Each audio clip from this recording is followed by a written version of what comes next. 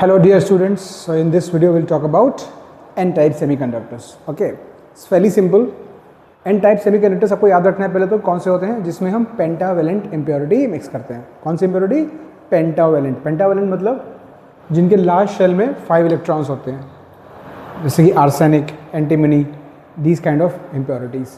Right, when you mix these impurities what happens? Right, अभी ये जो इम्प्योरिटी का एटम है, राइट, इसके वैलेंस शेल में कितने इलेक्ट्रॉन हैं?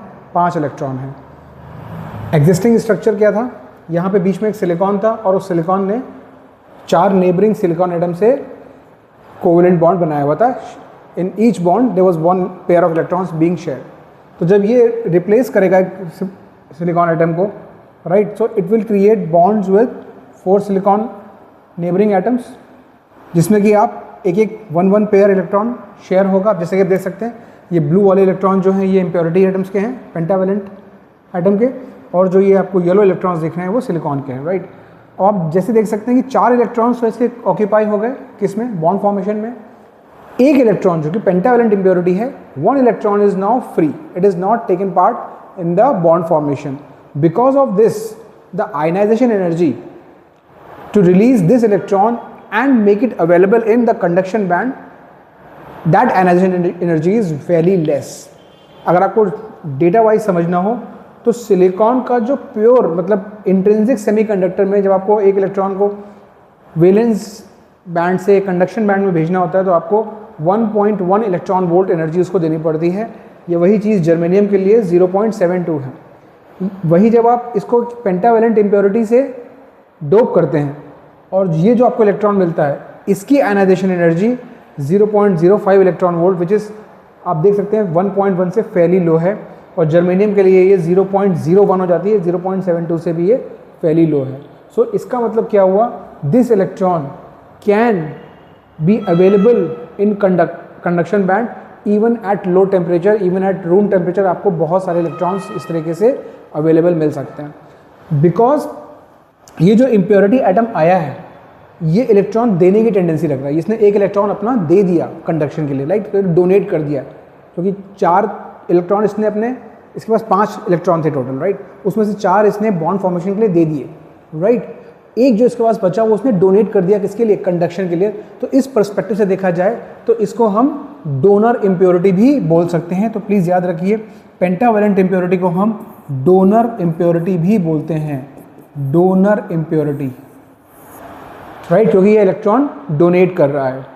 अब होगा क्या अगर आप इसकी डायनामिक्स समझें तो इंट्रिंसिक यानी कि प्योर सेमीकंडक्टर्स में एक इलेक्ट्रॉन कोई निकला तो एक होल क्रिएट हुआ. तो number of electrons and number of holes हमने देखा था उसमें बराबर थे, क्योंकि जितने इलेक्ट्रॉन्स प्लग होंगे वही पीछे से होल्स क्रिएट करके जाएंगे. अब यहाँ पे कोई होल तो क्रिएट हुआ नहीं, ये तो एक्स्ट्रा इलेक्ट्रॉन था जो अवेलेबल हो गया कंडक्शन के लिए. तो इसमें अगर हम देखें डायनामिक्स तो कुछ इस तरीके से होगा कि number of electrons which are available for conduction which that will be much more than the number of holes. क्योंकि होल्स क्रिएट हुए हैं कैसे? ये वो वाले होल्स हैं जो इंट्रिंसिकली क्रिएट हुए हैं, मतलब जो इवन प्योर सेमीकंडक्टर्स में भी जो इलेक्ट्रॉन्स अपने बॉन्ड को तोड़ के आए हैं वही तो होल बनाएंगे. तो यहाँ होल्स तो कम हो गए.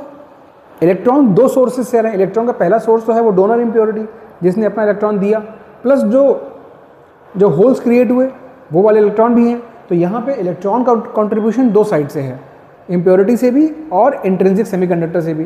जबकि होल्स का कंट्रीब्यूशन जो है सिर्फ और सिर्फ इंट्रिंसिक सेमीकंडक्टर्स की वजह से है. इसका मतलब holes are fairly less in numbers as compare to number of electrons.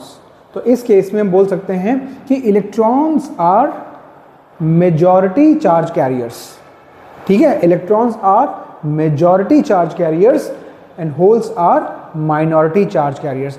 This is a very important aspect to learn about n-type semiconductors कि यहाँ पे कौन majority charge carrier है? इलेक्ट्रॉन.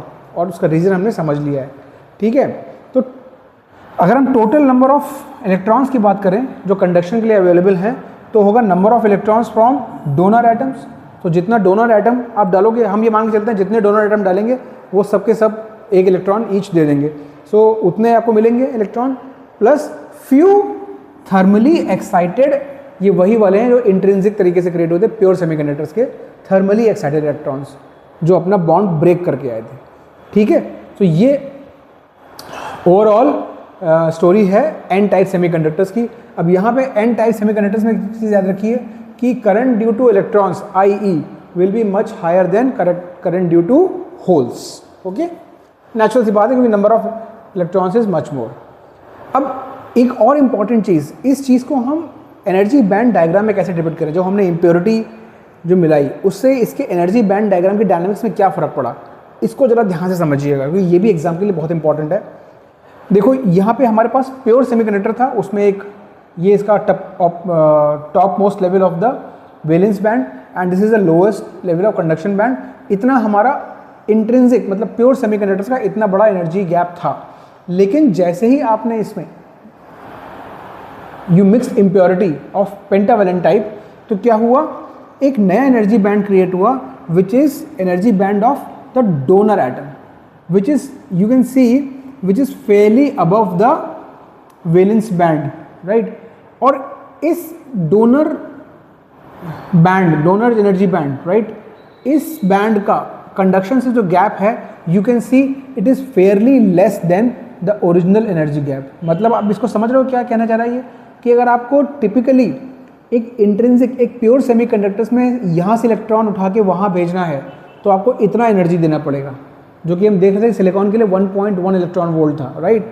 लेकिन डोनर का एनर्जी लेवल काफ़ी ऊपर है क्योंकि इस इलेक्ट्रॉन की एनर्जी जो फ्री बच गया है इसकी एनर्जी वैलेंस बैंड से काफ़ी ऊपर है। क्यों? क्योंकि ये बॉन्ड फॉर्मेशन का पार्ट नहीं है तो इसकी एनर्जी ज़्यादा है, ये फ्री है। तो इसको कंडक्शन बैंड में भेजने के लिए आपको सिर्फ इतनी एनर्जी देनी है जो कि रूम टेम्परेचर या फिर लो टेम्परेचर में भी अवेलेबल हो जाती है ईजिली 0.01 इलेक्ट्रॉन वोल्ट, और उसकी वजह से ये कंडक्शन बैंड में अवेलेबल हो जाता है। तो इसलिए ये एक थ्योरी का पार्ट है। आपको एग्जाम में अगर आएगा कि draw energy band diagram for N type doped semiconductors, तो आपको ये वाला बनाना है with this data and produce, ठीक है।